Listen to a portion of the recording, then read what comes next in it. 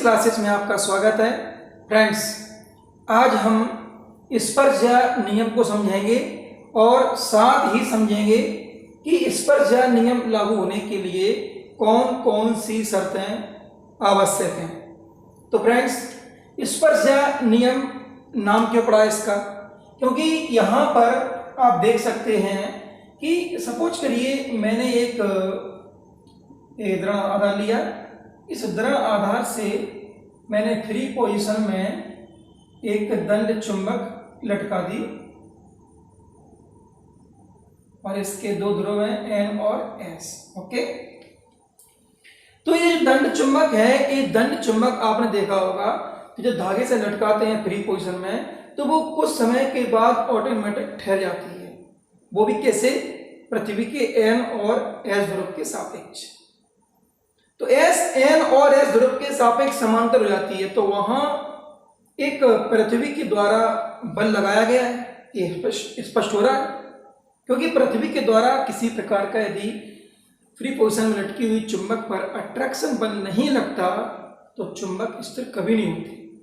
वो N और S यानी कि डायरेक्शन में नहीं ठहरती। तो ये तो स्पष्ट है कि पृथ्वी के द्वारा एक बल लग रहा है, और वो भी कौन सा बल लग रहा है? आकर्षण बल। तो वह जो आकर्षण बल लगता है उसे वैज्ञानिकों ने उस आकर्षण बल की, उस चुंबकीय क्षेत्र की जो तीव्रता है जो बल के रूप में होती है, उसे वैज्ञानिकों ने H से व्यक्त किया। किससे व्यक्त किया? H से। और जो आपका मैग्नेट है, इसकी चुंबकीय क्षेत्र की तीव्रता होती है वो B होती है। और जब हम इसका रिलेशन निकालते हैं तो उस रिलेशन में जब हमारा पृथ्वी का जो चुंबकीय जो क्षेत्र है, जो पृथ्वी के चुंबक क्षेत्र की तीव्रता है, वो यदि वो H होती है तो वो H B के सापेक्ष यदि लंबवत होती है तो लंबवत कंडीशन में कोण बनता है sin थीटा, और यदि समांतर होती है तो कोण बनता है cos थीटा। तो इन दोनों का जो अनुपात है वो बन जाता है tan थीटा।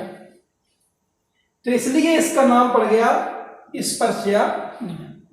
तो फ्रेंड्स, यहां पर हमारा समझाने का तात्पर्य ये था और हमारा यही उद्देश्य था कि आप मिला के ये सीख जाएं कि यहाँ B क्या है, H क्या है और ये स्पर्शजा नियम क्या है।